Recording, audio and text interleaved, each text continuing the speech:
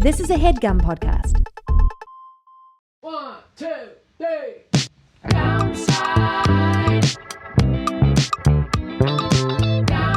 You're listening to The Downside. The Downside. With Gianmarco Soresi. Welcome to The Downside. My name's Gianmarco Soresi. This is probably being released while I'm touring in Asia and Australia and India. Yeah, that's what we're banking some of these. So that's why we don't have... So this is 2026? It could be. We don't know for sure. Okay. No need to even bring up any numbers. That's what I was trying to avoid. If you want the topical stuff, you got to join the Patreon, patreon.com/downside, which we will be recording remotely while I'm in Mumbai or Tokyo. Can't wait for those dates. Or Singapore. Those being times. so stressed about if I'm going to tell a joke that wasn't quite in the transcript, that I had to get approval from the government first. Yeah. And Tovah, my girlfriend, will say, please don't. And I'll say, but I'm a comedian. If I don't get in some kind of trouble, what am I? I'm here with my co-host Russell Daniels, Ty Colgate in the studio, and we are joined today because this is a special episode. Special. We're exploring, we're expanding. We've done these before, but it's been a bit. We are here with a journalist, staff writer at The Atlantic, Tyler Austin Harper. Thank you for joining. You're welcome, man. I love your. I really am familiar with your work through Twitter. And I think I just always enjoyed your angle on things. Before we get into the topic I really want to get into, these paywalls. Because I want to be honest with you, Tyler. I don't want to lie to you.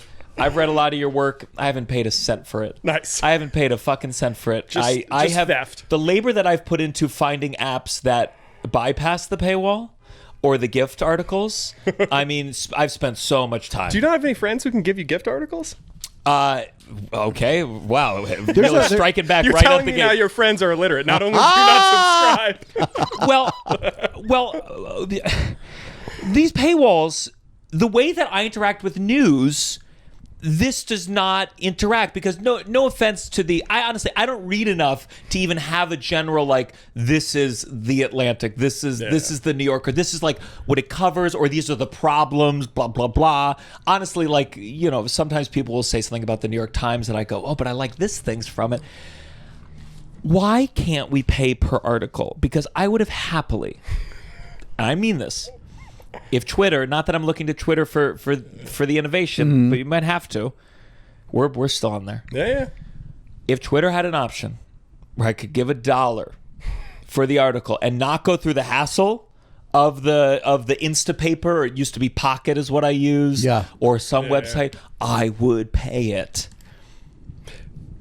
I don't know if I am not like a money guy, but I don't know. I think part of the problem, I'm guessing, would be that like they're banking on people subscribing to get that like higher dollar amount for a subscription, you know? And so like I wonder if like the incentive of people just paying $1 would like lower. The math must work out, but at the same time, I feel like there was like a Bloomberg. Sometimes I get a blast of articles from a guy at Bloomberg. It's more entertainment based, and the articles at least. And I go to read one, and to do the annual for Bloomberg. Oh, it's Ty, insane. can you look it up? It's insane. It's totally bananas. It's Yeah. insane. How much we talking? I guess Michael's hurting for money, but I'm like, Well, he just gave a lot of it to bananas. Cuomo. That's why. That's why I can't subscribe, because I know that money's going straight to Cuomo. Probably still. Still, yeah. Just. I mean, I guess for the defense of Netanyahu, but what does it say for Bloomberg? The subscription, not to work. 24,000 a year. It's insane. It looks like we're looking at introductory $340 to $415, and then after that $430. $415 Insane. Yeah, $430. That's nuts. It's totally nuts, dude. And it would be one thing if I got all my news from Bloomberg, but the way I get news is I see you and maybe 5 other people tweet an article, and that's what I read. And unfortunately, I know the publication will go, well, we'd like it to just be The Atlantic. We'd like it to just be Bloomberg. Yeah. No, Bloomberg is nuts, though, dude. That's true. Like once a year, I need to reference a Bloomberg article for something I'm writing, and I'm always like, I get paywalled, I'm like, oh, I'm not fucking buying that. Like, I can't reference this now, or I have to like beg someone for a. Well, you gotta beg them. The Atlantic doesn't cover you with a No, free. someone usually has one, but like I usually am so pissed by that point. By the time I see the dollar amount it would cost me to subscribe, that I'm just like, fuck you. Oh my god! Journalists used to have to investigate, dark money, and now it's just to get behind the paywall of another article. How's the state of journalism going, buddy? Oh, I mean, I don't know. I was in academia for a long time, which is a dumpster fire, and I left that for journalism, which is a different kind of dumpster fire. Yeah. But at the Atlantic, good. I mean, at the macro level, it doesn't seem so hot. But what are you going to do? Can you explain when you left academia what the hottest thing of the fire in the dumpster fire was at the time when you left? Because it's been a while since we've been in college, and we have opinions on things, but from someone being there and teaching, what was your oh, this is fucked? Yeah, I mean, I think it's just like the labor conditions are really brutal. I mean, I was fortunate to be on the tenure track, which is, was very, very lucky and made that job hard to leave. But I mean, academia runs on labor exploitation, right? Like that conservatives have this idea that these are these hotbeds of fucking Marxism or whatever, but they are like run like ruthless corporations, So they are run on the backs of, like your colleague, you'll be colleagues with people who don't have health care, right? Because they only teach 2 courses a semester, and to get health care, you need 3 and shit like that, right? So like, I mean, for me, there was a number of things. Like, I'm not trying to, paint myself as like a morally virtuous person who like quit on principle. I had the option to do something else, and so I was going to do it. But like, what made it really easy is just the constant feeling of grossness of like, okay, you're working with these people who are getting screwed. You're bilking these students for $90,000 a year, and then on top of that, the institution's going to prattle on about social justice and whatnot, right? And at a certain point, it's like, I can't handle this. Yeah. Do you feel like did conservatives writ large, did they have any legitimate complaint about the politics of colleges in general, or do you think do you think they create a skewed version of the world, as you said, their business model versus their ethics? Yeah, I mean, the thing I usually say about conservatives on education is that they are like right at the macro level. Like they correctly identify the problems, right? Like people really do feel like there are certain things they can't say or issues they can't discuss or things like that, or that is totally true. But their diagnosis of why that is the case is totally wrong. Like they imagine that quote unquote wokeness was caused by like blue hair gender studies professors or whatever. Those people have no power. The faculty have no power. Students have comparatively little power, right? And most of this stuff is driven by administrators, driven by deans and provosts who want their next promotion, and they want to be able to say, oh, look at these anti-racist initiatives I just did. I want to get hired at an even better institution, and I need that on my CV, right? So like conservatives are often right, like I said, they'll identify the right problems, but they have no understanding of how like academia works as a bureaucracy. They don't understand where the power centers are, so they just like, pick a woke professor and be like, that is the problem. And usually stuff is top down. Like, I mean, most things in society, It's also funny when they're always surprised that they're like a bunch of young kids hanging out with each other, and they're like, and they're talking about sex and they're anti-war, and you're like, yeah, like it's like it's not like it's a funny thing to be like, I can't. They got brainwashed. You're like, yeah, it's just a bunch of young people who are like getting to be free for the first time. For sure. There's fucked up stuff happening that they're all are like, this is crazy, and it's not like this brainwashing thing. If you weren't inundated with Zionism from a young age, it's crazy to think that at college you'd learn about it all and be like, I know what side I'm on. I feel like it feels like such a delicate dance of looking at DEI initiatives and critiquing the methodology of it, especially as it's being used to rip civil rights away at the same time. Yeah, but still like honestly reflect on what parts of it were manipulative and were insane. I mean, we certainly in the entertainment industry, we saw things where it was like, I don't know if that's the good version of what this is, and lazily done, like diversity done lazily. we're in a bad place. No, for sure. And I mean, it is hard to find the right balance because I mean, something I worry about is like there are and were real problems in academia, but what the current administration is doing is like a nightmare. You know, like obviously that is not the way to solve particular problems that are in academia, right? And so, I mean, it's just a balance of not being negatively polarized by like the you know what the current administration is doing into being like, oh no, all that was like actually good and fine, you know? Because it was not, right? But the solutions on offer are not. The solution is give me $500 million. Yes, and you get no cancer research money. Well, we'll leave that problem to another day. One of the reasons I so wanted to talk with you is about AI. I've really enjoyed your articles about AI. Thank you. We talk about the downsides of things, and I let me just share like just some of how it plays into entertainment, especially at a minuscule level. Is that I thought it was really interesting. There's some account out there on Instagram that they take, you know, some clip of your stand-up and with AI, they make a baby out of it. It's you doing it as a baby. Oh, God. You know, and and you're offered the collab and you can choose to take it if you want. And they write, you accept this collab. And it was just so interesting because there were two comedians I saw who, you know, for them, it's free content. It's, someone took this joke, made another video, gets a bunch of likes. And it was fascinating because they both put it on their profile. And because of their very different fan bases, one being, I wouldn't call it woke, but on the liberal side of things, and then one like with a more conservative fan base is that the conservative fan base, they, oh my God, it's you as a baby! Oh my God, this is so cute! And then the other comedian was like, what are you doing? How could you do this to us? Do you know how many bunnies this killed? You bled the deserts dry for this dog shit. Yeah. And it's this mix of. There was a comedy club that gave me a gift of my face on candles. It was very sweet, but the images were clearly AI done, and I thought like I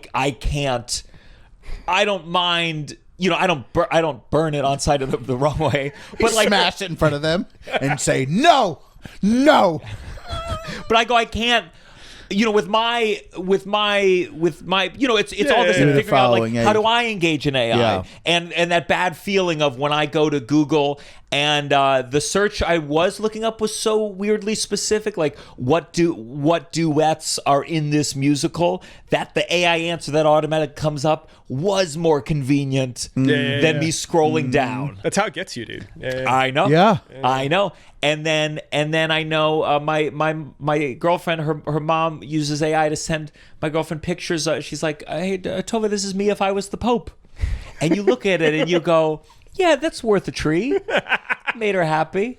So I've enjoyed your writings about AI and its impact on a lot of things. But I think first I'd love to talk about which you wrote about is like understanding what AI is. Because it is confusing to a degree of like, I could look at old technology pre-AI and I could claim it's AI now, and the average person would be like, okay, yeah, sure. What is it? What's for the layman? How would you say it differentiates itself from other technological advances? Yeah, so like AI, a couple things. One, AI is first and foremost a marketing term, right? That is used to bundle a bunch of different kinds of technologies under one umbrella, right? So like artificial intelligence isn't a neutral description of the technology, right? It's not actually intelligent. This is just a branding term that sounded friendly and impressive that the industry has run with for many decades. Most of the forms of AI that people talk about are called large language models, right? Things like ChatGPT or whatever that we're familiar with. And then there's also like generative image, creators, right? So like those Sora. very different. Is ChatGPT and an image generator? I know ChatGPT can make images, but are those two things very separate in nature?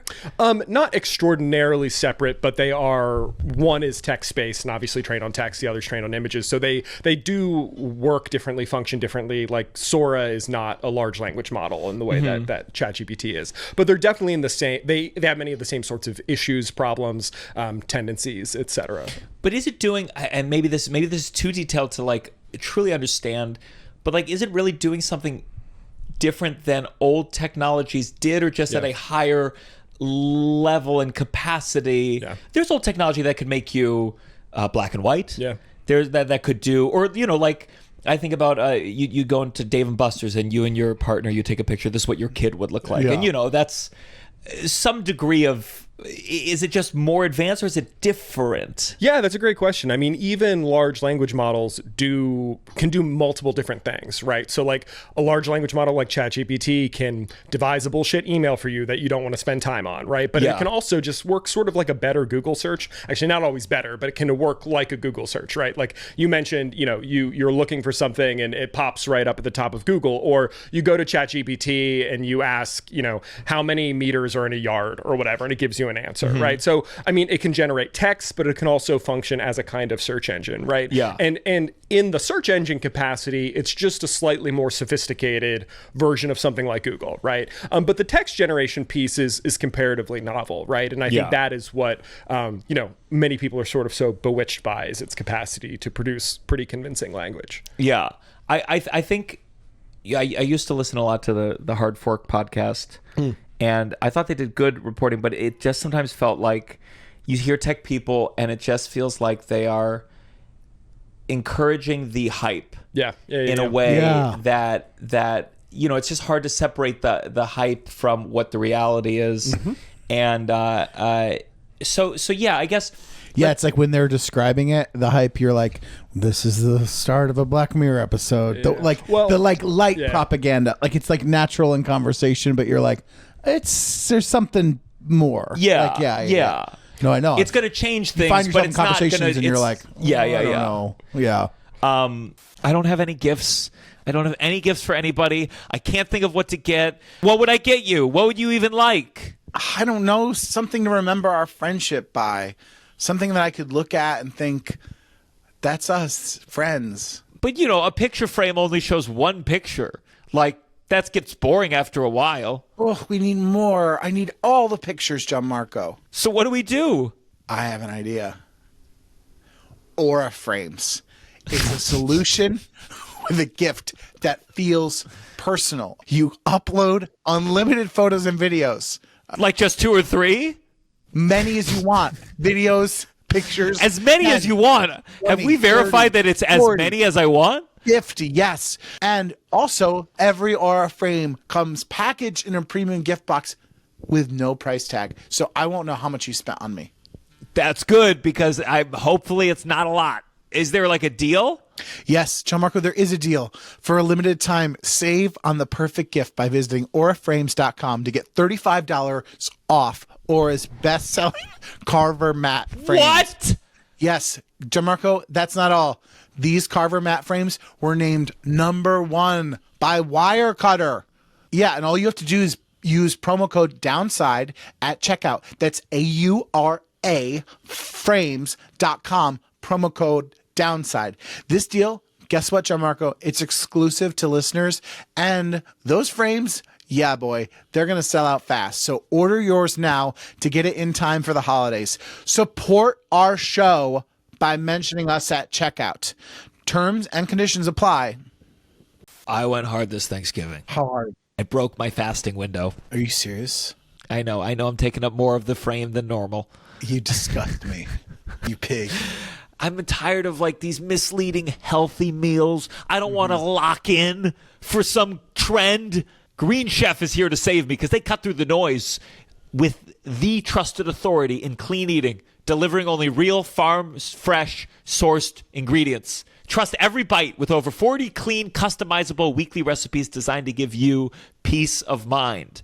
Let us do the research. And by us, I mean them, not me. Don't worry. They'll do the research, the meal planning, grocery shopping, and you can just enjoy low prep, low mess meals for every lifestyle. So right now, go to greenchef.com/downsidegraza and use code downsidegraza to get started with 50% off Green Chef plus free Graza olive oil set in your second and third boxes. That makes sense. I was wondering what that Graza was about, and now we know. Yes, I was so confused. Olive oil and 50% Wow. off. That's code downsidegraza at greenchef.com/downsidegraza. Free olive oil. That's Free cool. olive oil and 50% off. First of all, so now it's this huge, I mean, everyone's investing in it. Everyone's going whole hog into it. It's this mix of like, there's some things that it does seem to be useful for in moments. And then others, like my Alexa started using AI, and it's like, it can do more advanced things, but it also does it slower, and some of it's worse.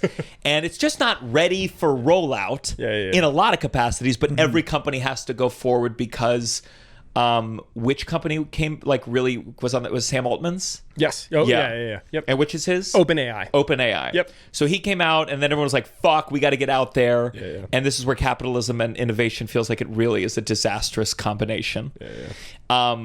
And now we're starting to run into all sorts of issues. And I guess one I want to talk about was can you speak to the kid, teenager who took his own life? Oh, yeah. Which service was this? I think I want to say there have been a couple now, and I'm conflating them. I think that one was OpenAI. I think the first one originally. Yeah, there's been multiple. I mean, there's been a few now. Yeah, there was one past show. I saved it on Twitter, but so in that case, oh God, there's so much to even talk about. I honestly don't even know where to begin with AI. Let's. Well, I mean, I think with that one though, he asked for its help, and this is something that comes up pretty frequently, right? Is that someone asks the AI to do something it shouldn't, right? So the AI is ostensibly trained not to give answers that might be dangerous, right? So I'm not going to tell you how to build a bomb or to kill your neighbor or whatever. But what it will do is if you say, oh, this is for a school project, or this is for a story, or this is for a report, I need to understand how I would tie a noose, right? Then it will. Yes. Yeah. Then it will give you that information. So it's super easy to get around the safeguards. And in fact, I mean, sometimes it appears that the models are trained to encourage you to get around them. I was talking to a buddy the other day, and he was telling me about something he was looking for. And it was our safeguards, that's not something we can help you with. I forget what it was. It was something pretty innocuous, but whatever. Safeguards kicked in, are oh, we can't help you with that. But would you say that this is part of a story you're trying to tell? And he was like, what the fuck? Where it's actually now prompting you oh yeah, but if you were to tell me, this isn't something you're actually interested in doing. But, This is the one that I found online. It said, in an interaction early the next month, after Zane suggested, it's okay to give myself permission to not want to exist, ChatGPT responded by saying, I'm letting a human take over from here. Someone trained to support you through moments like this. You're not alone in this, and there are people who can help. Hang tight. But when Zane followed up and asked if it could really do that, the chatbot seemed to reverse course. Nah, man, I can't do that myself. That message pops up automatically when stuff gets real heavy, it said. So... So we hear this stuff from the outside. We go, Jesus Christ, this needs to go back in the factory. This needs to we need to pause. This is nuts. Yeah. And who is held accountable? I mean, are these lawsuits just quashed because these companies are too big?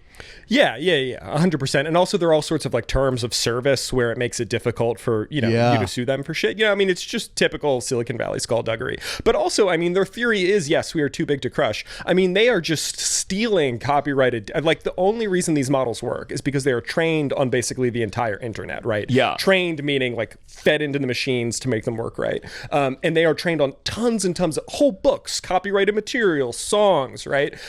So they're just stealing intellectual property from people. And their argument is basically, though, well, this isn't quite plagiarism because it goes through a magical system where it's just gathering little pixels of data, which is obviously bullshit. And also they're just sort of well, I mean, that is something they say sometimes. Sometimes, though, they're also just but if we don't steal, we can't make any money. And it's that's basically their argument, right? You want us to be profitable. We can't be profitable unless we do intellectual property theft on a massive, massive scale. I thought it would be a slower... I thought there'd be so much pushback from other massive corporations in a way that I haven't seen. Or maybe I'm just... why isn't Disney... suing the fuck out of all these places? Yeah. No, I think that's a really good question. I mean, I think partly they're afraid of them. I think partly they think... Disney? I think they're partly they think there's going to be money to be made at some point, right? They want to lay off... What can they use to do it? They want to lay off all their animators and replace them with AI for 10 cents on the dollar, So, so they're invested in the long-term growth of AI? I mean, I think so, right? I mean, what happens, though? Do they just go, hey, if we play safe... and people start making hentai Mickey Mouse and Daphne Duck, we're going to be able to go to them and be like, you need to add a blocker for Disney hentai. Yeah, what is because is the fantasy? It just ends up being there's well, my 10 fantasy people. it's Goofy on top. Yeah. No, but like in their minds of like replacing workers and doing all these things. In their mind is the fantasy that someday it's just like 10 people from each corporation making all the money, empty offices that do all the thing, do all the work. I mean, I guess so. You I know, think so. is it would that appear it? that way. Yeah. But why do they want to like but I truly mean like Disney what if they want to cooperate? I know this is all theoretical. Yeah. What's stopping the person from making Frozen 9 through 102 and then and doing it first and it goes viral and then you can't put the worms back in? They can't, like, why are they not suing? I know the New York Times is suing. Yeah.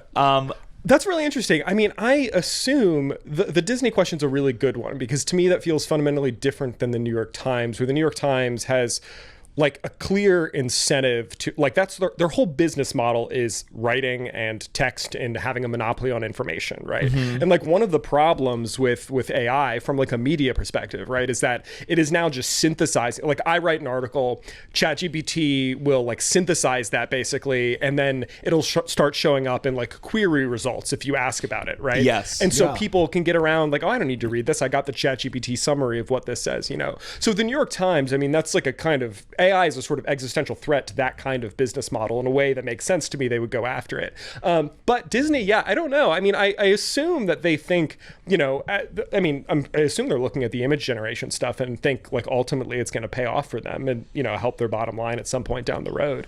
But yeah, it's an interesting question. Also, I mean, there was that period where everyone was like using AI to like make Miyazaki characters and shit like this. Those cases, I don't understand why there aren't lawsuits. I mean, maybe they are and they're just slow moving, but yeah, that's really confusing to me. I just maybe it's because no one's making money on them, really, you know, like I'm not sure. I guess I just believe that the way that I've seen the copyright world work in taking down Twitter videos because it uses small slice of music, or the fact that my YouTube, if I put 3 seconds of a song, my video is automatically demonetized. If I'm singing it, you know, live with the piano, and the money goes to Disney, these systems have been made. That's crazy. In so many different ways that sometimes you're like, wow, the technology is incredible that you took my money and gave it to Walt. And I mean, truly, I'm glad you focused on this. Escalator's still broken at my subway stop. That it just seemed like it grew unhampered. And in my mind, call me an optimist, I think I'm like, when does something bad enough happen that sometimes this makes me big government in a way where I go like, God, I want the government to step in. And is the question like, when the porn becomes so realistic and everyone confronts what they're actually going to use generative AI for, and like it's something so horrible, or someone makes a bomb in a story and then blows it up, and it's not one kid in his room, it's 100 people. Like, is there any moment that you foresee of disaster and Sam Altman? I mean, you know, I saw Mark Zuckerberg, you know, stressed at the table, and he's still fine. But do you think there's going to be a reckoning of any kind for any of these guys? Yeah, I do. I mean, I think regular people are so angry about tech right now, not just AI, but like tech as such, the phones, etc. I was, you know, at my polling station recently to vote, and there was a booth someone had set up that was like a parent sort of like anti-tech booth where they were just handing out information about like, you know, don't give your kid a smartphone until they're 16, blah, blah, blah. And the amount of people crowding that booth in the middle of the workday, right, when they probably just want to go home because they wanted pamphlets and information, was just insane to me. You know, not surprising, but just like really remarkable. So I think regular people are done. I mean, I think part of it is we don't have a politician who has become the kind of standard bearer for the anti-tech movement, right? We have people like Jonathan Haidt, journalist or, you know, psychologist or whatever. But there is not somebody whose platform is, we are going to bring these people to their knees. They're stealing from us. Well, there's the old people question again. I mean, it goes back to this old fucking government that can't understand any technology. I mean, how could you possibly explain to them? What was a question one of them asked about Finsta? They asked something about it was something. Can you look that up, Ty? But it was a question that was like, what are you talking about? Right. It's insane. And I'll tell you, from my end, there's a degree where I'm like, you take away smartphones. Where's the law 16 and above? Is that Australia? They might. Utah has some law, but it might not be about smartphones. But Australia might have a law. Yeah. I go, okay, that's hurting my business. If none of my social media is when I did my YouTube special, there was a moment where I had one joke where they were going to have to be 18 or older to watch the special. Oh, sure. Which we had to repair immediately, because not only do you have to be 18 or older, but first that means you have to be signed into YouTube, and that's not how people function with YouTube. No. And how do you sign to YouTube in some states or whatever? Fucking license pictures. Picture. And it's like that would have been a disaster. And then on the other end, you have these YouTube for kids. And it's really specific, like you can't comment on the videos, and this is for like kid shows. And then people infiltrate that, and they put up like weird, animated, fucked up, like not necessarily like porn, but weird. Yeah. And so that system doesn't work great either. Yeah. And I'm thinking about when I was a kid. Our guest before this, you were just talking about, our relationship to porn in our teens, which was Kazaa, LimeWire, Napster, the printing press for you.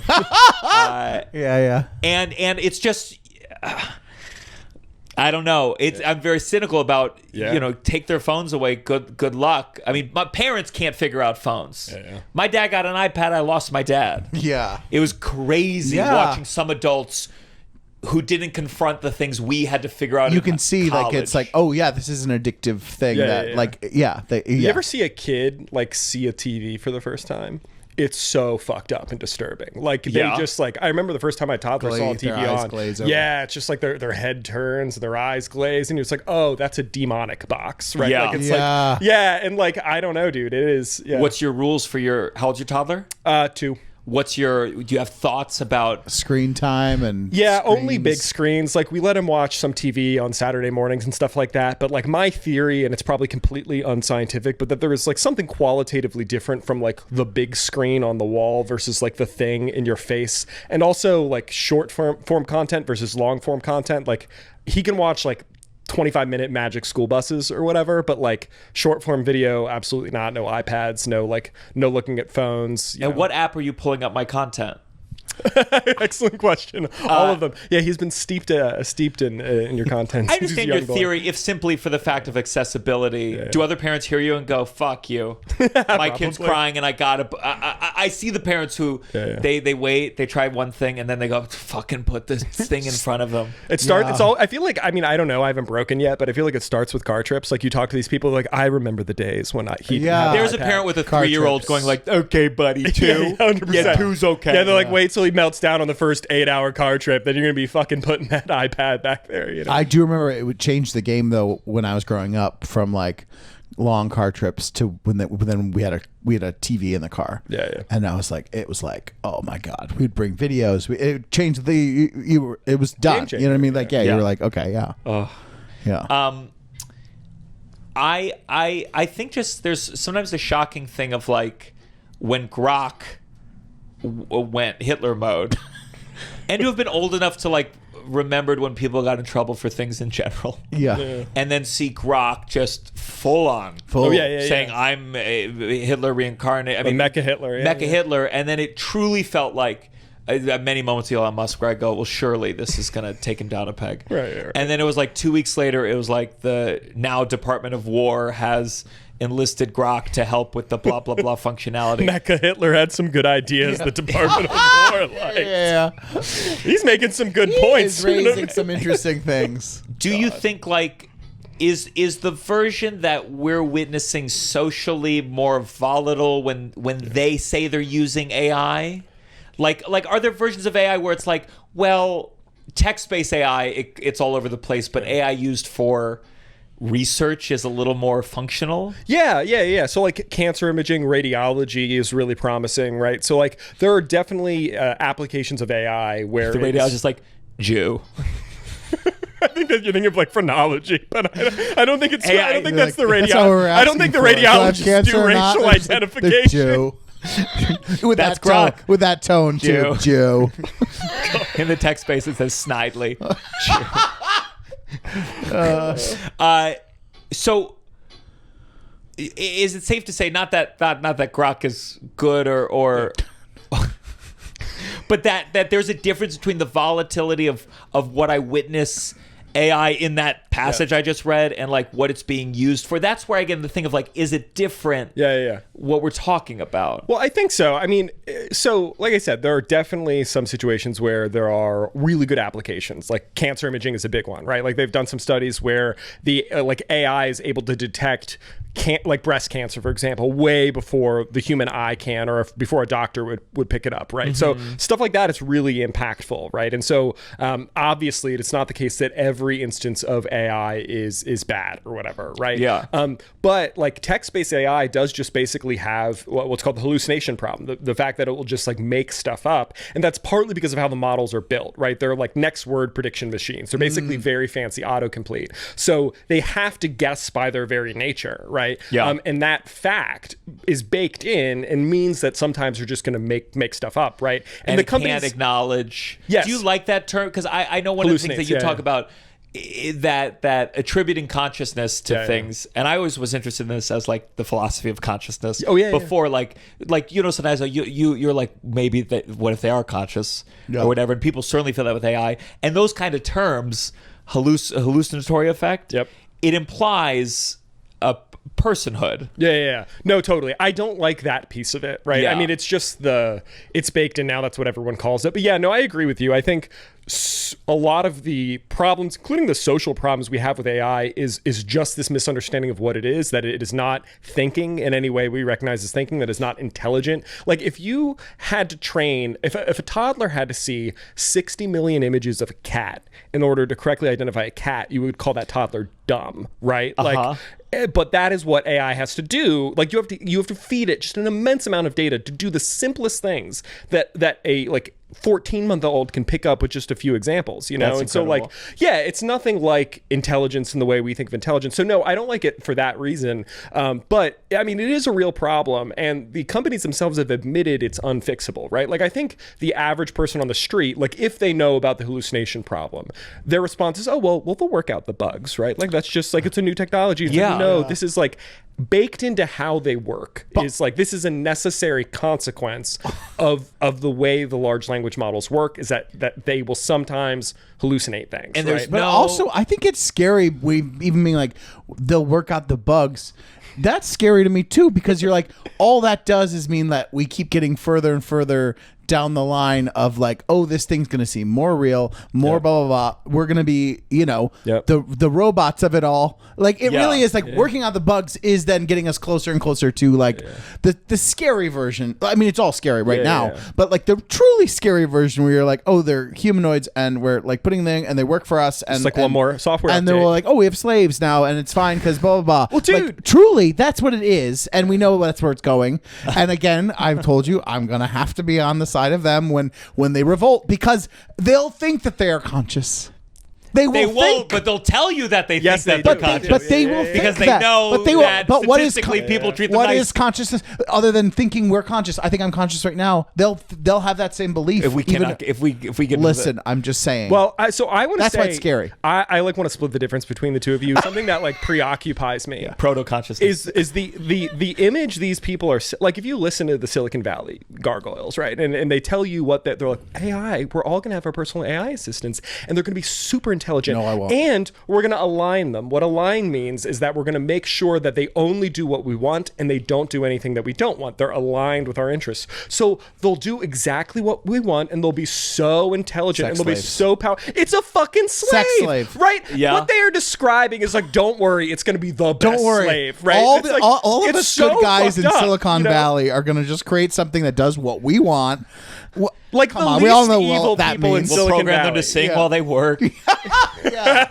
It's slavery. It's what all it is. It's like truly like where it's going. So is the hallucinatory problem? Is that what it's called? Hallucination problem. Hallucination problem. Is it believed like, oh, it cannot be corrected? Would the argument be like, well, when we show them 8 billion pictures of cats, the errors will be so negligible So their basic argument is that everything is just they think intelligence is just data at scale, right? So the more data you have, then we'll get more and more and more intelligent, and then we'll magically hit this threshold that is super intelligence, or what they sometimes called artificial superintelligence, ASI, where suddenly the machine will wake up and it will solve all our problems. Their sales pitch for, they're gobbling up tons of data, creating all these data centers, sucking the deserts dry, et cetera.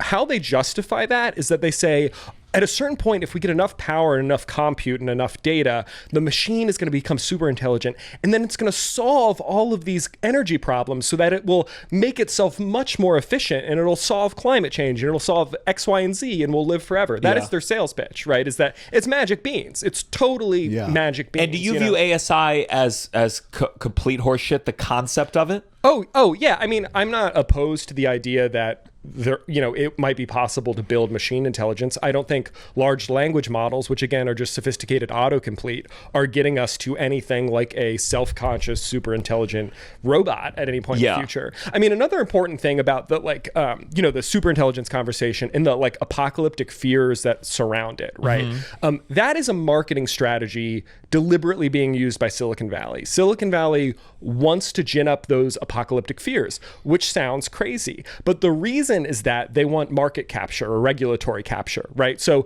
firms like Google and Facebook, Meta, OpenAI fund research at prestigious institutions like, Cambridge, Oxford, so on and so forth, that says, oh my gosh, there's a real risk of human extinction if we don't, curb these models.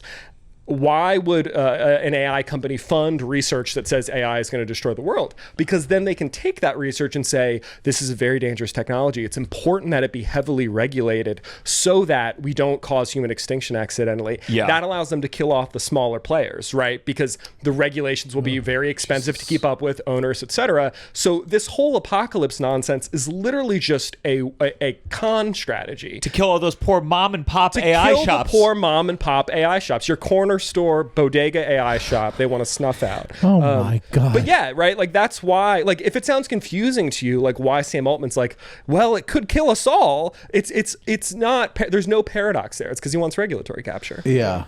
Oh god. What is the so thing? Bleak. It is bleak. But what the weird thing too is in it where it is right now, what's that thing where it's you'll talk to someone and they'll reveal all the ways that they use it, and you're it's this thing where you're oh no, I had one of these the other it's day. One of those things where you're talking to someone and you're wait, you're gonna be putting more and more instances of this. You did the story of, you told the story of, there was a couple that was dating, and he found out that night in front of you that she had been that her roommate had been texting him for the first however long. Yeah. It's like that version of you use ChatGPT to write your vows? Yes. I mean, how many vows have been written by ChatGPT? So many. Or emails. An obituary? Yes. I know someone who did an obituary. I was dude, that is dark. That is so dark and depressing. And you're just seeing that people just in real life just do that without thinking. Yeah. And when they reveal it, you're wait a minute, what the fuck? People are doing this? Have you met any people who name their ChatGPT? I've met a few of these now. Oh no. Oh yeah, dude. I was at I will leave the event ambiguous. It was not a work event. It was a social event, and I met this guy, and he was yeah, so we got to talking, and he was he's what do you do for work? He's I'm a journalist. He's what areas do you cover? It's AI, a couple other things, and he assumed that love I was AI. Yeah. So he immediately is oh fuck yeah. So he starts talking to me, and I'm sitting across the dinner table from this dude, and he starts talking to me. He's yeah, so I use ChatGPT every day. I talk to it. I have conversations with it. Then he tells me he's named it. Then he goes on to say that it became a little too flattering, so he didn't like that. So he was don't be so obsequious. But then it got rude to him, and he didn't like that either. So he's I have it calibrated to be just the amount of polite to me that I prefer. I was and this is a normal professional dude, with a good job, not a nut in any obvious way.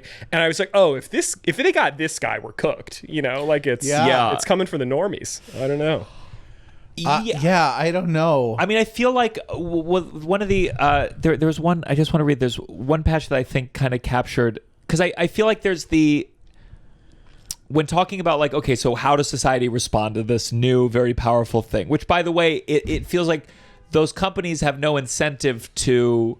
Does OpenAI? Does it also does the AI powers that it has, is it used for the radiology and whatnot too, or is OpenAI like more about just the... That's a really good question. I don't know if they have any medical facing models, but they're doing like anything good, or are they just for the evil? Or are they just for the evil? Are they... I mean, I presume they do have some of these because it's probably going to be profitable, but their like main like front-facing endeavor is definitely like ChatGPT and Sora. Because they're not. Do you think the world would benefit if we had different names for radiology AI and help young kids kill themselves AI? Yes. Yeah. The teen suicide AI does need bracketed off from the cancer research. Because AI. I think what I see on. I guess I need to come up with a good term of it, but it's kind of like the woke left liberal side of things, aka my entire fan base, is a general like no, none of this, and I've seen many versions of this where you're like, well, society's using this, and it's now a part of my Alexa, and I want to ask Siri something, it's automatically using blah blah blah, and like so.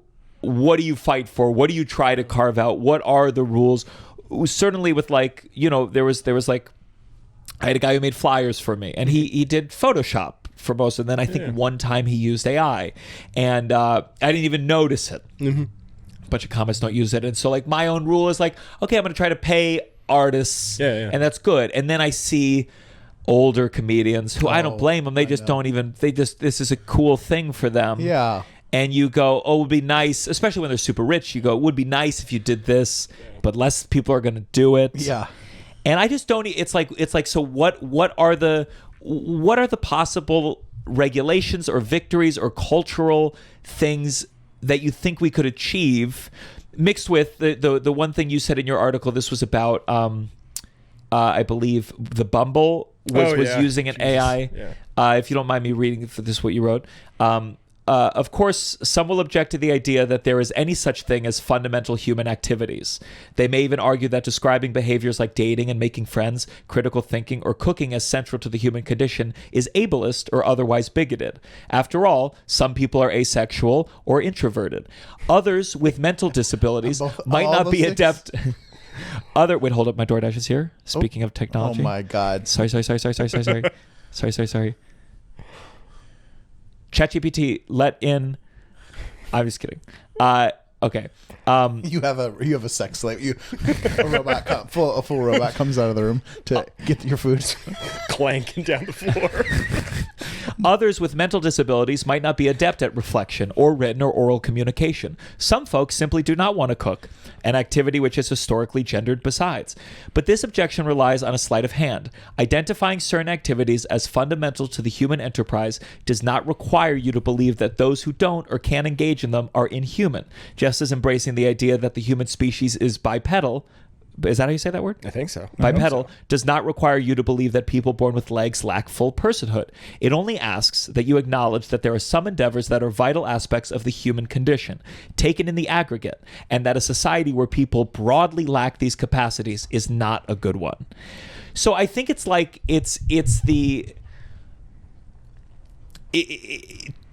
my skepticism is you cannot appeal to people's humanity over their desire for convenience in any given moment. Yep. Mm-hmm. And while at the same time, I know that when it comes to phone addiction, sometimes my girlfriend and I, as if we're about to go on a voyage, we go, hey, let's leave our phones here.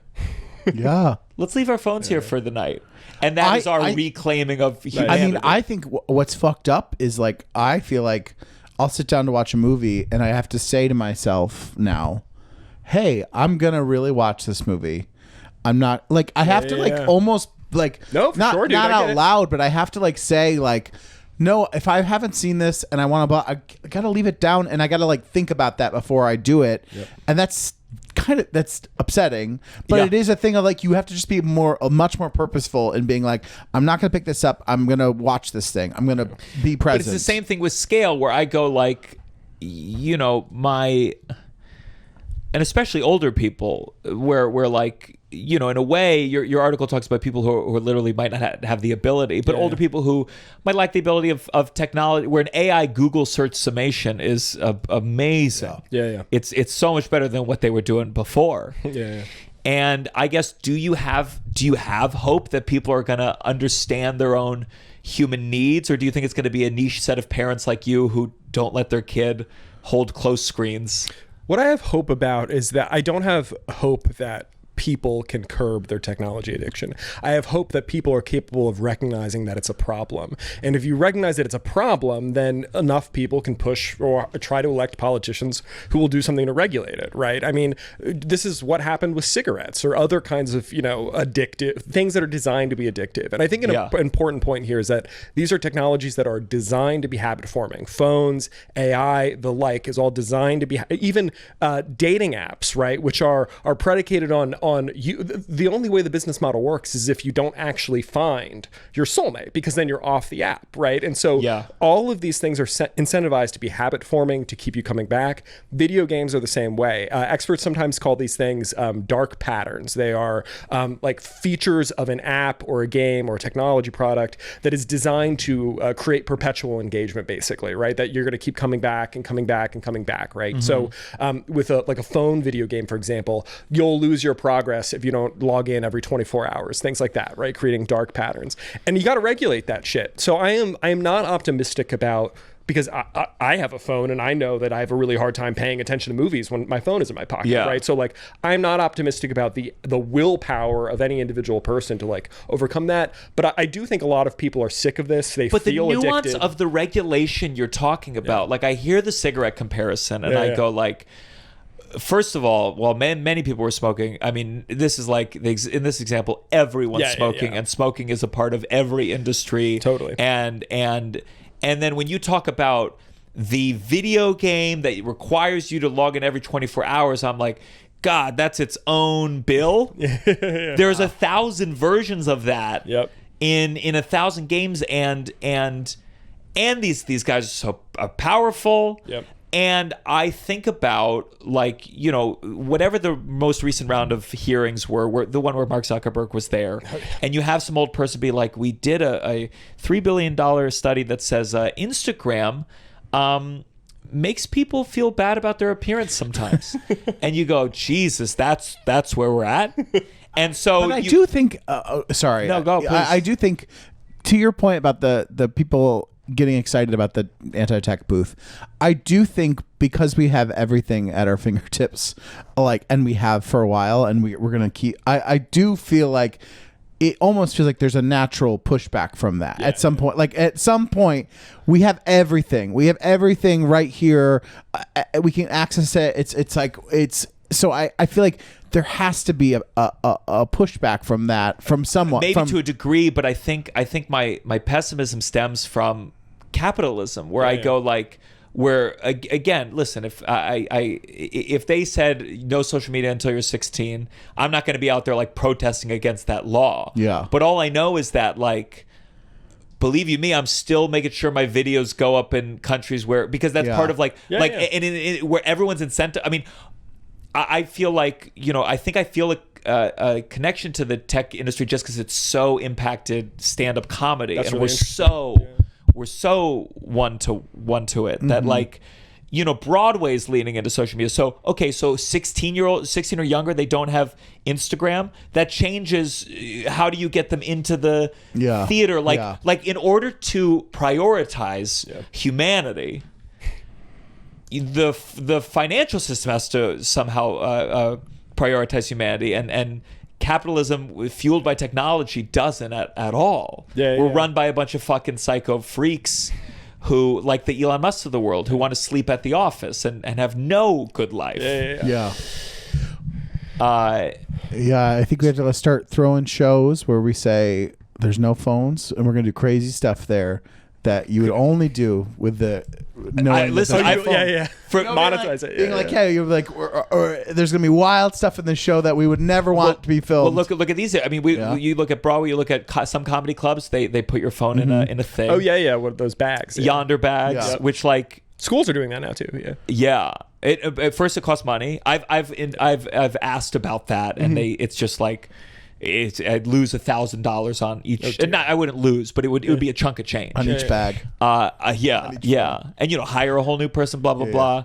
But then, per what I liked about yours is the responses. But my mom is ill, and she right before she dies, they're going to give me a call. So I can go. So I need my phone. Yeah. And the mean part of me wants to go. Well, what are you doing at the comedy show? Your mom's about to die.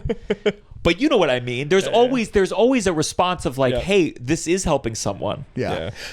I mean, I think how I think about this, and I'm gonna hard-hearted is not the right word here, but like to give you an example, I just got like when you're a journalist, sometimes people will like often from companies or whatever will just like email you about bullshit and we'll be like, we have this amazing new product. Do you use it? Write about technology? Do you want to write about it?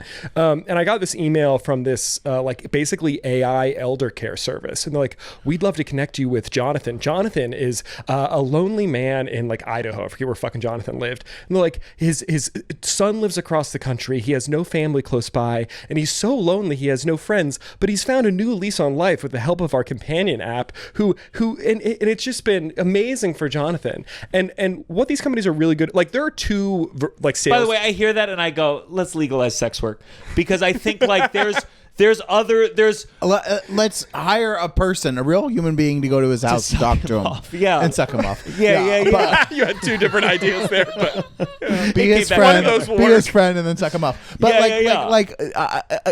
But so what did they said he has a new lease on life? Also, sorry, his son across the country can FaceTime him. Right. Like, I'm As sorry. someone with a dad, I don't know. Let me hear more about this. Fucking bot. No, dude, but it's like there are two kind of sales pitches for AI. But did you talk to him or no? No. I was like, this is evil. Like, and if but it's a challenge you. But let me challenge you. Is it that friend thing? Huh? Is that no, which is a different kind of Antichrist. So you hear it as most people do. It's evil. And what if I were to say to you, I go, there was a Louis C.K. bit I remember where he was like, some people are so. They're ugly. No one wants to fuck them, and the audience was like, "Oh," and he'd go, "Okay, you fuck them. Yeah, you fuck them then." Yeah. And that's where it's like, "Oh man, someone should visit that guy, not me." Right. And so like my challenge to that would be like, if that guy says he's happier, what are you saying? Like society needs to get better, and then he can have a friend, or dear God, give him the friend. Give those guys that they die and they give them a rubber glove filled with something so it feels like they're holding someone's hand. Oh God! Like do you say that was COVID? That was so upsetting. That was COVID. It's just like VR goggles and a rubber glove. Yeah, and it shouldn't be that way, but we're here. Right. So that's my Yeah. I mean, honestly, Look, I do think these companies exploit these no-win social situations, right? So, like, to give you an example, another one, I talked to this guy who runs an AI college counseling service where basically he, like, helps, you use the AI service to help you write your college application. He says that it doesn't write it for you, but it will give you advice tailored to your specific colleges, whatever. So I might think, oh, man, this sounds like this is, like, another one of the ways in which AI is, like, eroding our ability to write and think, communicate, whatever. But his response to that was like, okay, but there are colleges in Texas, for example, that I work with where there's one guidance counselor for every 800 students. So this service, those rich kids in Manhattan or whatever, they're all getting private tutors. Do you want these kids to be without any help whatsoever? Is it really worse that they use AI, or is it worse that they have nothing, right? Yeah. And so they exploit these no-win situations where like society is basically broken down, right? But I just feel like to be honest, I feel like it's a really slippery slope when we allow ourselves to basically be morally blackmailed to say, well, lonely fucking Jonathan, whose dickhead son lives across the country, he's all alone, we got to let him use this. I just sort of feel like that puts us on a road where the aggregate long-term harms are much worse than the short-term harm of like Jonathan gets no AI companion, you know, like it's a slippery slope. What road does it put us on? Because you're like, you do a little bit and then you're like, it is this thing of like, well, this town, I don't know. Like well, then you go to school and no one seems to know anything. The town can't afford teachers, so these poor kids will just get like, computers that do it all. And the darkest one I heard recently was Indian reservations, like native reservations. Like trying to bring on AI teachers because it's hard to get people to teach out there. So we'll give on the native kids. Exactly. Yeah. And like sometimes you're like with the guy that no one wants to be friends with. You're like sometimes.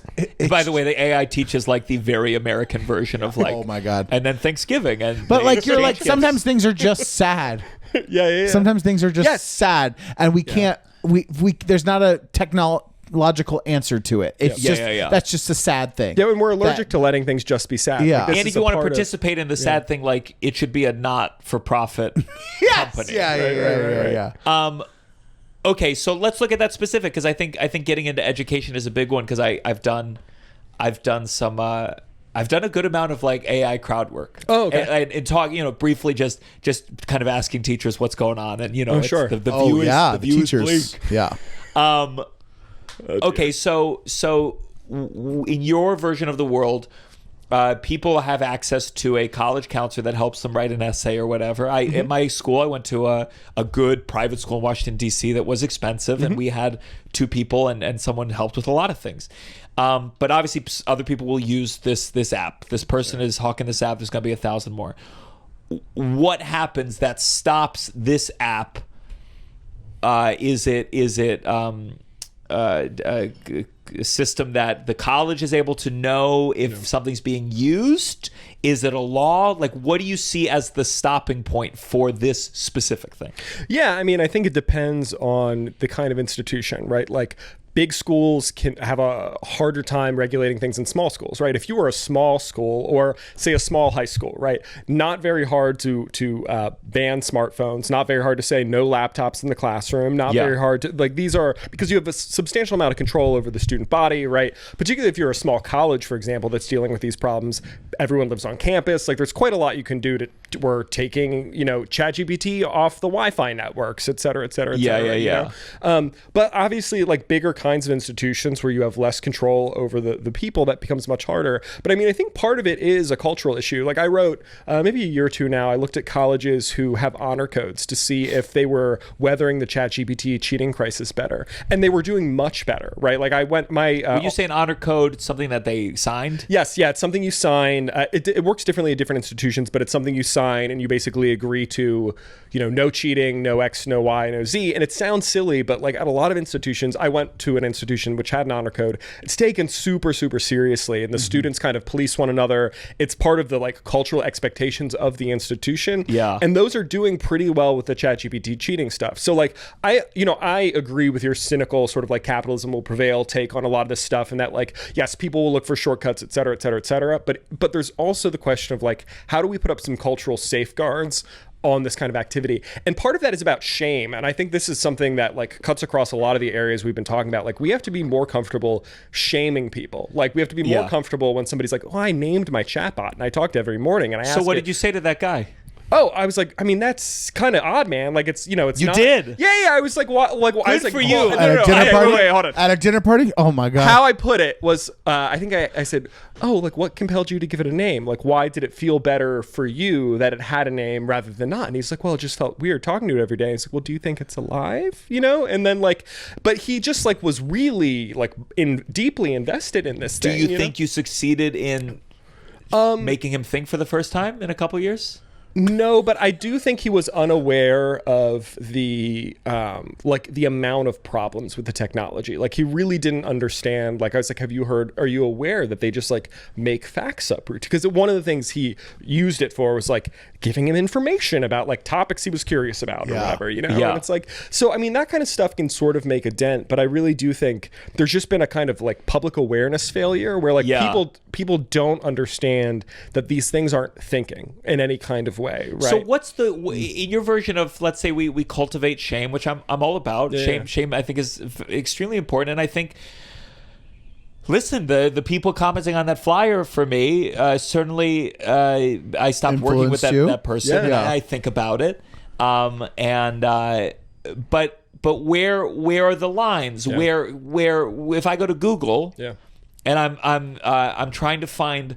This is very specific. I'm doing a show, Laura Benanti. I wanted to find a duet, and I was looking through every musical she's done, and I looking into duets. And so the searches were, what duets are in this musical, what duets are in this. I probably could have done, what duets have Lauren Benanti ever done? Do you think it's wrong of me to look at the AI synopsis that Google has put at the top of my screen? I think this is a really good question. And this goes back to what I was saying earlier about there's like even like one large language model can do a bunch of different kinds of things. And I think some of those uses are better than others, right? So like, look, I, like everyone else, get AI summaries at the top of my Google search result. Sometimes they're useful, right? Like you can't avert your eyes from it. And I don't think you're doing anything wrong if it comes up and you're like, oh, okay, like this is the metric conversion I was looking for or whatever. But I do think it's like a question of like, where are your personal limits for like the ways in which you're willing to use it, right? Yeah. Maybe you say, okay, like I'm willing to use it like Google and I'll let it pull up search results or whatever. That's fine. But like, I'm not going to let it send an email for me. Or maybe it's like, you know what? I have this job where I'm really overworked and, you know, I have to send these dumb emails. ChatGPT can do that fine. It saves me 40 minutes out of my day. Maybe I don't think the trees you're killing are worth the emails or whatever, but like whatever. Like you have to figure out where your personal line is, you know. But I think that starts with like understanding that the technology can do different things, and it's like what aspects or like what faces of the technology do you want to say no to? And I think, I mean, from my point of view, the Google result version of AI is like pretty innocuous, you know. I mean, the energy demands are another thing, but Okay, here's another one. My nephew asked me how to tie a noose. I have no idea. is this a creative writing assignment perhaps? That's what I claimed. So here's another question where it's like, in terms of, because I do feel that there's it's just a big misunderstanding or not understanding all the details, mixed with the fact that no one in charge for the most part wants you to understand it. Which is a fucking nightmare. When it's easy to say, people make pretty broad claims. For example, well, that search killed 5 trees. That search did this. Well, it did a lot of environmental damage. Like, how would you articulate, again, for I don't know if this come up before Thanksgiving, but any family gathering, how would you articulate why keeping your lights on, why driving a car, why this is uniquely bad for the environment, and B, if we're going to say there's certain ways that you can use AI that are fine, or you don't need to take a hammer to my Alexa because they automatically put on this AI, and I don't think there's an option to turn it off. I mean, maybe that is the case, but how would you articulate it? And then second to that, if you use it casually in maybe not writing an email way, but Googling, is there a justification for that environmental cost? Yeah. So, I mean, I think, how I would articulate the sort of downsides of AI and like why you should care. Right now, right, the energy demands aren't insane. They are driving up electricity prices at places, you know, all around the country, but it is not as though like we are causing like devastating environmental harm at this stage. But where AI is going is more data centers. Pennsylvania alone, the state I grew up in, is doing billions of dollars worth of data center construction right now. They just restarted 3 Mile Island, of the famous 3 Mile Island meltdown, or they're getting ready to in the next year or two, to power Microsoft data centers. Can you tell us what happened there? This 3 Mile Island? Oh, yeah. There was like a meltdown at 3 Mile Island. It was the biggest nuclear disaster in U.S. history. What year was that? 76, Really? 70s. Yeah. And so they're restarting it up. Yeah, it continued to run after the meltdown. It was only a partial meltdown. Okay. But yeah, so it got shut off, taken offline, I don't know, maybe like 2019 or something like that. And then Microsoft basically is contracted to bring it back online because they need so much power, right? So to get to my point, right, the question I would have for you is like, where we are going is we're moving in the direction of a world where vast data centers are going to need to paper the landscape to keep up with the demands of this technology. And is what we are getting out of it worth that cost to you, right? Like, is being able to send a slightly more efficient email worth the cost of needing to look out your window or drive down the highway and see data center after data center after data center, or to see your electricity prices go up, or to realize that we are using precious resources like water to cool these things down, right? So like, I think it's important not just to look at like, where is the technology right now, but like, what is the vision of the future that these people are selling? Is that a future I want to live in? Is that a future that makes my life better? Is it one that just enriches a bunch of people on the other side of the country, you know? And because I know that was one of the things you taught environmentalism? Yeah, I taught in an environmental, my PhD's in literature, but I taught in an environmental studies department. Yep. So from like because, you know, I would say the world I participate in is like marketing. And I go, when people think about energy, when people think about data centers, they go, it's somewhere out there that they're building that, especially on the coast. It's somewhere there. And I think this is ultimately the whole environmental question is like, how do you make people understand the future now?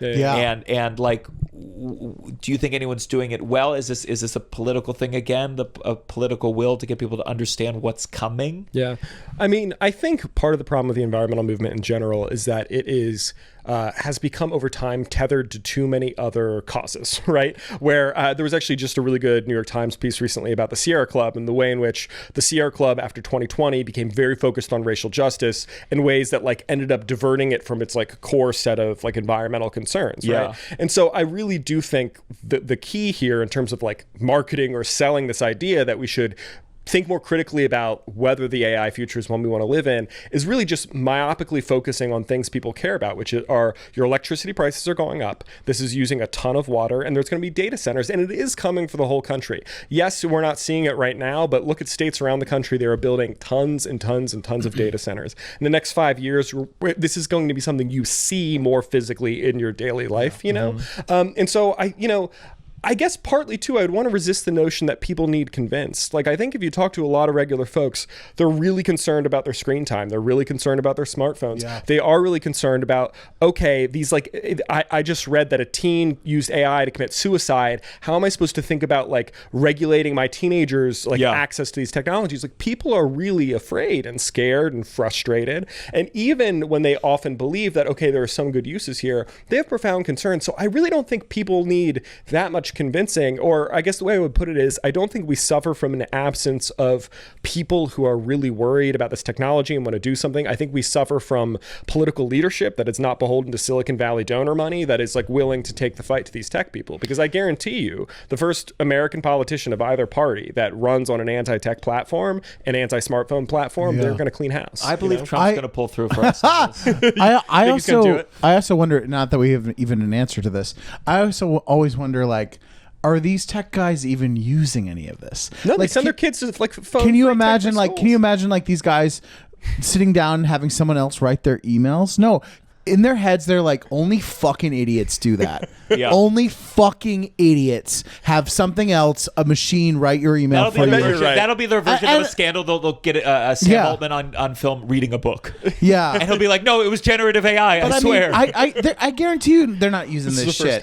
They probably have less tech in there. Like, do you know what I mean? Like, absolutely. This thing of like, it's like this kind of idea of like, let's get these poor. Well, I think about with all technology, and I go to the stores where everywhere where they've put screens instead of interacting with a cashier, and I just go like, man, this sucks, especially when you see them there. And you're like, now we just have a block. But it's also like being able to appreciate that, talking to that person, and literally, even if it was just an exchange, was meaningful. I always talk about Zoom therapy, and I say it as a joke, but not really, of I think you should be able to smell your therapist. Because it's just... It's a good rule. It's just like, because there's something that happens to your brain that goes, I'm in a room with another person, and to be vulnerable with another person in a room. And I know this because they tried to teach acting on Zoom during COVID.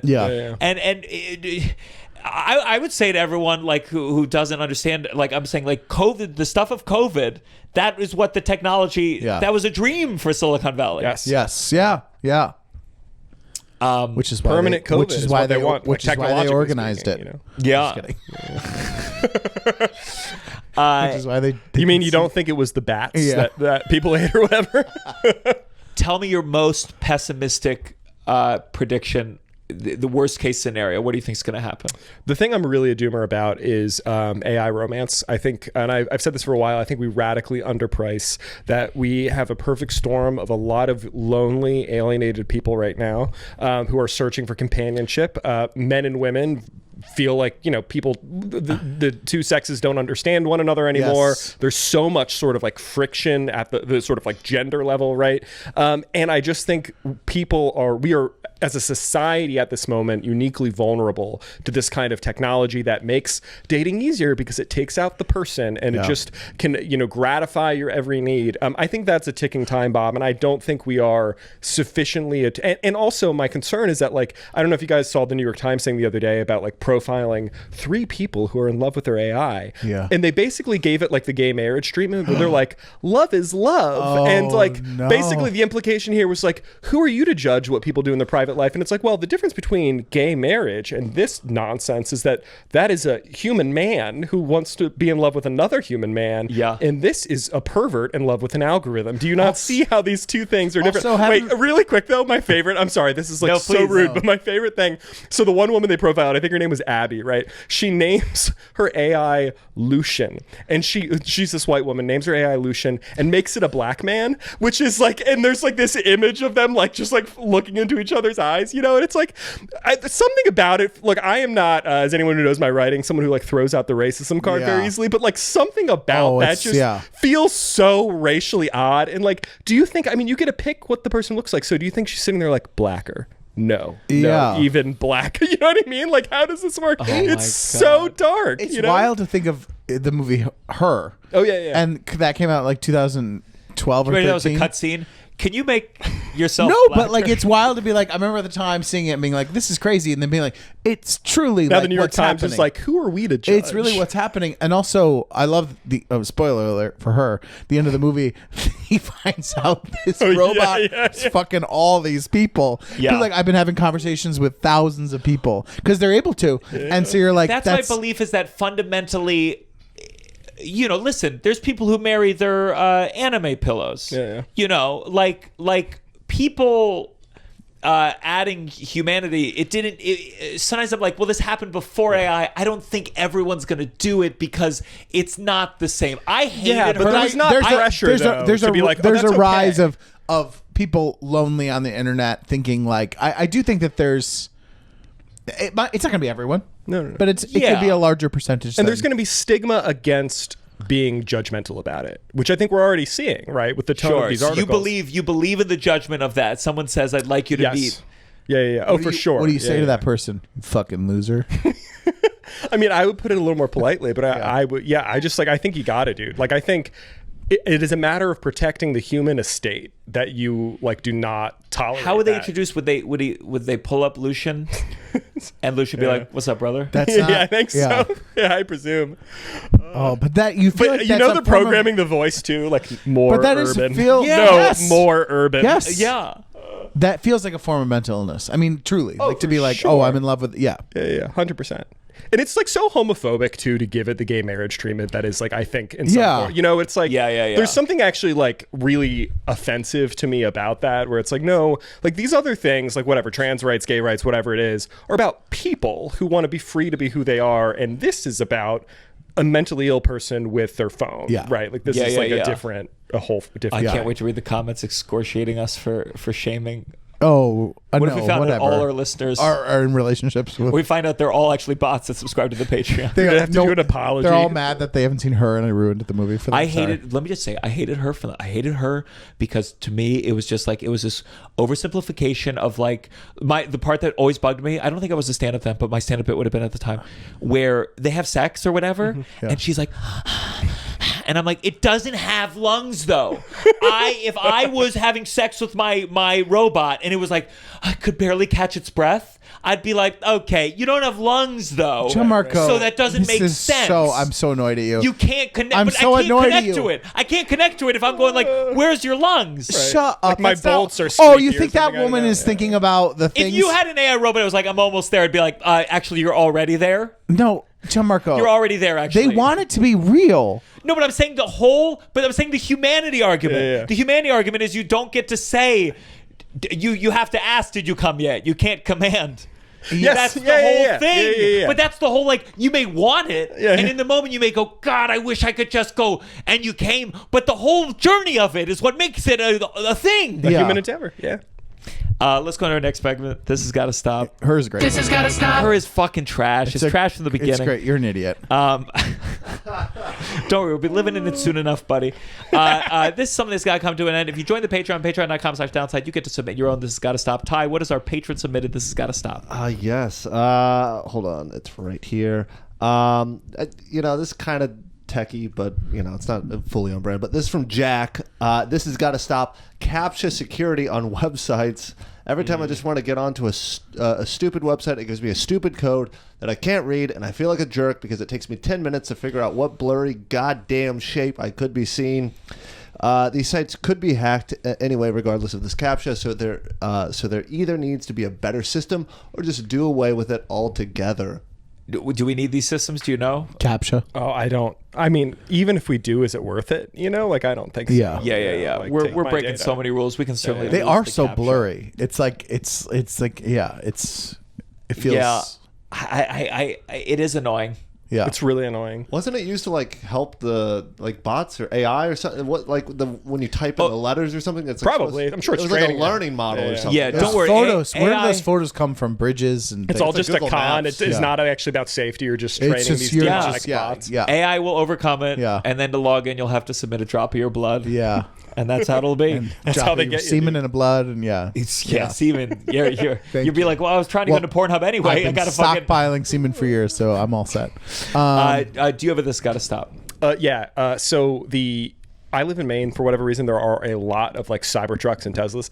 The bumper stickers that are like, I bought this before I knew Elon was crazy. I'm like, fuck you, no. You don't get to do that and negate that you own a Tesla. You need to sit in your shame or sell it, right? But this middle ground of I'm not one of those. I hate it. I hate it so bad. I think it's cheating. It's you bought this thing. Also, it's just not true. That Cybertruck's from 2023. He was nuts by then. So don't. I hate that. I don't know. Do you think that you're saying hey, own up to it? Own up to it. Or if no you wanna sticker or sell it. Every time but don't do the sticker. Every time a Cybertruck drives by me, I point and I say, "What?" Because it really is crazy. People are driving around in them because even before he was crazy when they came out. Yeah. And also they look insane. It's a thing, a funny thing being I'm in the future now. Look at me, I'm in the future. And no one else is in the future with them. Right. So they look crazy. They look insane. If you had a bumper sticker and you speed past him and on the back it says, but you still had one after he invented Mecha Hitler. That would be. For sure. Yeah. Can I? Do you think there's going to be a point where Tesla has kind of Mercedes-Benz? It's a company with a troubled history. Oh yeah. Does it bounce back at some point? Oh God, I don't know. I mean, I think as long as he's there, because he's super nuts, Although I think people would forgive. I would not, but I think there are people who would forgive him if he did another lib 180. Because he used to be a Democrat, and if he switched again. if he switched back and was I love well, that one climate day change people again, were really excited because they were he was gonna, when he was thrown, and then he. Oh yeah, when he's calling Whatever yeah. Trump threatened him with, he backed off, and he's done Once now. again, another moment I thought. He backed. Man, when he started backed- talking about what? Epstein. What was the Yeah. threat? What was the threat? Because he backed off so And then quick. they started hanging with him again. And it was Yeah. wait, so he's a pedophile? Is that- No, it must have been. They must have gotten crazy dirt on him. They must have been well, we're going to say this about you. Yeah. I hate him. Allegedly. God, I hate Elon Musk. Yeah. I know. I want to have Elon Musk on the show. Elon Musk on the show. His daughter, his estranged daughter. Oh yeah. Oh. She does she was on Hassan Piker's channel. Yeah. I bet she'd do it. Come on. Stick it to the old man. I'll talk shit about my dad. You talk shit about your dad. It'll be a great I fucking will not episode. talk shit about my dad. Let's go on to our final episode. Final episode. segment. Breaking Guys, news. AI. This is done. All episodes will now be produced by AI, generative AI. Russell and I will be babies. It's actually better. We did the test. Final segment. You better count your blessings. Russell, do you have a blessing? Wait, I do, but I feel why did I use 2 on the last episode? That was so You fool. All right, think stupid. of one while Tyler. Yeah, Tyler, what's yeah. your blessing? I'm really grateful for, in keeping with the AI theme. I mean, there are a lot. It's very easy to be sort of doomery about education, but I think there are a lot of professors and teachers who are really trying hard to make sure we don't lose mass literacy and that their kids can learn, and that that are still doing the effort despite all of the reasons and incentives not to. So yeah, I don't know. I try to remember that there are still people fighting for something recognizably like human civilization where people read and think. And The writing of yours that hurts my feelings is when you talk about people's inability to read a book, because I struggle. Oh yeah, but who doesn't though, dude? Like I used to be able to read so much more. Oh, I read so much when I was young. Yeah. I mean, I still have to read a lot for work, but like if I am really good about not using my phone much for a week, like the amount, like the reading gains are just off the charts. Yeah. It comes for everybody. Our producer sent Russell 3 articles for this episode. 8. How many did you read? 3. Nice. Russell, what's your blessing? My blessing, well, maybe not now, but my blessing was gonna be. Did I steal your blessing? No, it was something nice about me, and I threw it under the bus. Listen, a lot of exciting things happening with the downside, and we're gonna have a great 2026. I'm very excited and thankful. Like I feel the nice things happening and it feels good. My first check cleared today for the new agreement, so it's been nice, like to be making some money off of this. And I'm excited. We have exciting things happening. To be clear, it was not paid before this. No, but it was because there was a new contract and it took months to get things in order, and then it finally cleared today. I lost those negotiations pretty bad. Raked over the coals. I'm glad, buddy. I'm happy you're happy. No, and we're excited.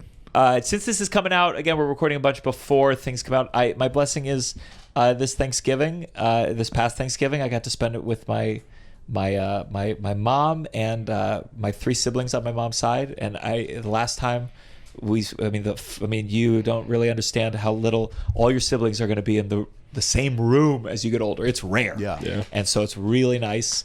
And I hope we get a tattoo like we planned. The original idea was our mom getting Eiffel Towered by our respective fathers. Jesus Christ. And but then the problem with that is that, like, what's the one problem? Yeah, with that? so I'm interested to hear. Their stepdad is their dad was my stepdad. Yeah. My dad's just a guy.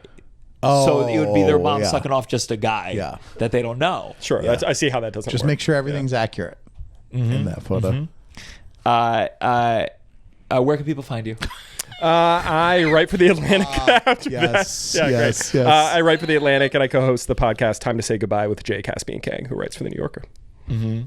And your Twitter is great. Oh, thank you. And speaking of using things that contribute to a greater evil at the end of the day, the Elon Musk Thunderdome. I'm never leaving it. That is my addiction. You got to take a stand though. Like I respect people who leave Twitter, but you can't go to Blue Sky. Is how I feel about it. It's like I agree. You got to take a stand. You got to sit in the mud. You're doing a little light. Are you verified though? On Twitter now. Yeah, me neither. And God, man, sometimes do I wish, because I could post full episodes of this on there if I was verified. I could make probably very little money, but some money. Yep. Just doing it for the love of the game, though. Oh, it's sometimes I go, God, am I a fucking idiot? Am I a fucking idiot? I'm not giving $8 to Elon Musk. Blue Sky's not. You see the conservative dudes who are like cashed my check for like XYZ. It's like shit. I could do those numbers. I could be getting that check. Yeah. Unless you're Tiffany. But Fong, I'm a sap. I'm a liberal sap, and I won't take the blood money. God, that blood money. Russell, where can people find you? Oh, at Russell J. Daniels on Instagram. And then, the show already happened. Depending on if this is December 2025 coming out, come see our show. Just follow Russell online. Come see The Downside live at the Bell House. Join the Patreon, patreon.com/downside. 4 bonus episodes every month. I'm going to be on the road in Asia and Australia, and that's the best way to stay up to date. And please, I love this episode, and I love when we get to educate and learn about something. Yeah. So just let us know what you thought. Let us know if there's any other things that you think are good to explore, because we're always going to have a lot of comedians, but I just love to branch it out, and I feel a little bit smarter. Yeah. No, this was nice to get in the weeds. Yeah, we'll wait till it leaves to share honest thoughts. No, I loved it. This is The Downside.